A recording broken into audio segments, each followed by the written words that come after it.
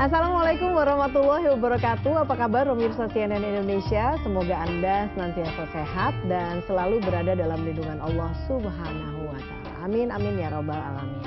Alhamdulillah, senang sekali saya Eva Yunizar hari ini kembali menjumpai Anda dalam program Gapai Kemuliaan. Dan seperti biasa, saya tidak sendiri. Sudah hadir bersama saya gurunda kita semua, Kiai Haji Muhammad Faiz. Assalamualaikum Kiai. Waalaikumsalam warahmatullahi wabarakatuh. Sehat Kiai? Alhamdulillah baik, sehat. Alhamdulillahirrahmanirrahim. Hari ini kita akan masuk ke Gapai Kemuliaan episode Ustadz Menjawab ya Kiai ya. Nah, dalam episode hari ini Kiai Haji Muhammad Faiz akan menjawab pertanyaan-pertanyaan Anda pemirsa Gapai Kemuliaan yang sudah masuk melalui WhatsApp dalam episode Ustadz Menjawab. Bagi Anda pemirsa yang juga memiliki pertanyaan, Anda bisa kirimkan pertanyaan Anda baik berupa pesan teks maupun dalam bentuk video melalui nomor WhatsApp yang tertera di layar kaca. Anda juga berkesempatan untuk bertanya langsung kepada Kiai melalui sambungan Zoom yang nanti akan ditentukan oleh tim Gapai Kemuliaan. Langsung saja kita ke pertanyaan pertama ya Kiai ya. Ini ada pertanyaan dari pemirsa Gapai Kemuliaan yang tidak ingin disebutkan identitasnya. Pertanyaannya adalah, zaman sekarang tidak semua pasangan yang baru menikah ingin langsung punya anak. Ada yang menunda karena alasan belum siap. Apakah yang demikian itu diperbolehkan Kiai? Ya. Menunda, bukan kemudian tidak mau punya anak. Ya. Jadi bahasa Arabnya itu dulu kalau kita diskusi itu ada namanya tanzim, ada namanya tahdid. Kalau tanzim itu mengatur. Kalau tahdid itu membatasi, bahkan kemudian nikah tapi niatnya tidak untuk memiliki anak. Itu pasti hukumnya tidak boleh. Tetapi kalau tanzim dalam artian memanage dan mengatur, itu dibolehkan oleh para ulama dengan alasan-alasan yang bisa diterima. Misalnya karena menempuh pendidikan, misalnya karena alasan pekerjaan yang dia sudah terikat dengan kontrak tersebut.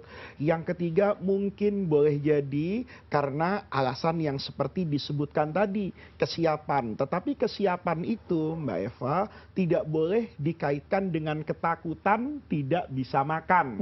Ya, ini penting saya garis bawahi. Ketidaksiapan itu misalnya ketidaksiapan mental.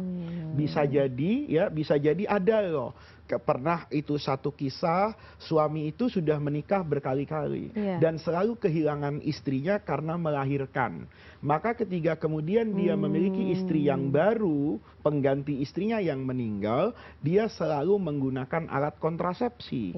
Ditanya, apa kamu tidak mau memiliki anak? Dia hanya mengatakan, saya tidak ingin kehilangan istri untuk ketiga kali karena dia punya trauma itu. Maka alasan seperti itu bisa diterima.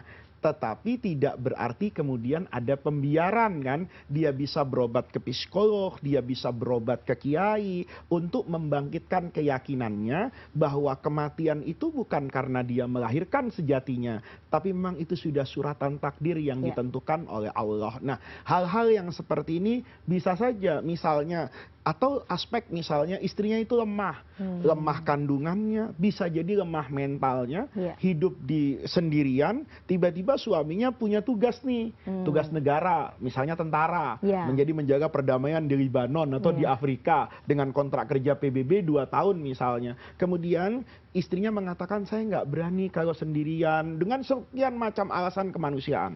Maka dengan hal yang seperti boleh saja dia menunda, namanya tanzim, tapi tidak boleh dengan niatan dia tidak ingin memiliki anak karena ketakutannya akan masa depan anak yang bersifat duniawi, materialistismenya ini yang tidak boleh.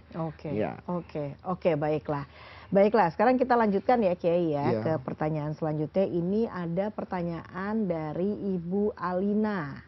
Nah, pertanyaannya dari Ibu Alina di Jakarta Barat adalah, apa batasan aurat seorang ibu terhadap anak angkatnya? Demikian pula aurat anak angkat perempuan di hadapan ayahnya. Jadi yang seperti ini perlu disadari ya, bahwa hubungan antara anak angkat dengan bapak atau ibu angkatnya bergantung dengan jenis kelaminnya, itu adalah hubungan antara dua orang yang disebut dalam fikih itu ajnabi, tidak memiliki hubungan mahram. Kan bapak angkat dengan anak angkatnya itu kan tidak diharamkan untuk menikah. Oleh karena itu batasan auratnya itu sebetulnya sama dengan batasan laki-laki terhadap perempuan lain. Makanya para pemirsa ini perlu ya nanti menjaga terutama mereka-mereka yang mengangkat anak tuh semenjak kecil gitu. Jadi ketika anak-anak tersebut sudah sampai, bukan sampai balik loh Mbak Eva ya. Jadi kalau hubungan antara laki dengan perempuan terkait dengan dengan syahwat, melihat, menyentuh, itu dalam fikih namanya haddan yustaha fihi. Jadi sampai batasan di mana perempuan itu disahwati. Dan ini tentu tidak terkaitan dengan umur kan, tetapi lebih berkaitan dengan bentuk tubuhnya. Demikian juga laki-laki. Jadi kalau misalnya ada seorang anak diangkat anak misalnya dari kecil sama bapaknya, tapi badannya itu lebih besar dari teman-temannya. Begitu di usia 11 tahun, dia belum haid misalnya, tetapi memiliki bentuk tubuh seperti perempuan yang sudah haid. Maka saat itu hubungan dia dengan siapapun itu menjadi lebih ketat. Nah, berbeda ketika badan dia itu masih terlihat seperti anak-anak gitu loh. Jadi di sini para pemirsa, agama tidak melarang orang untuk mengangkat anak. Bahkan itu sangat baik ketika membiayai, memberi perhatian, tetapi batasan auratnya harus tetap terjaga. Kecuali dia akan mendapatkan dispensasi aurat kalau anak tadi ikut nyusu sama ibunya. Ini biasanya kan ada nih, ada ibu yang masih punya ASI, kemudian ada anak, biasanya anak saudara karena meninggal ditinggal ibunya, atau ingin merawat lebih baik dikasihkan kepada adik atau sepupunya. Nah kebetulan dia punya ASI, maka disusui, maka dia menjadi ibu kan. Ibu minar rodok, tentu auratnya menjadi lebih ringan seperti dengan ibu kandungnya yang tidak gitu seperti dengan ibu angkat yang tidak kemudian memberikan ASI. Nah, kalau anak tiri bagaimana Kiai? Atau anak atau ke ayah atau ibu tiri? Anak tiri itu berbeda kalau dengan anak angkat. Kalau anak angkat nih kan tidak punya hubungan kepada suami istrinya, Mbak. Sementara kalau anak tiri ini kan ini nanti kita pisah-pisah nih. Yang pertama anak tiri bawaan ibu, ya. Maka kalau suaminya sudah menikah secara sah, melakukan hubungan suami istri dengan ibunya, maka anaknya juga haram untuk dinikahi. Nah, makanya di sini hubungannya itu beda dengan anak angkat. Tetapi harus berhati-hati karena ini kan bukan anaknya. Kan ada kisah perselingkuhan misalnya. Nah itu terjadi karena auratnya yang boleh jadi atau batasannya seperti anak kandung. Nah ini tetap batasannya tidak sama dengan anak kandung.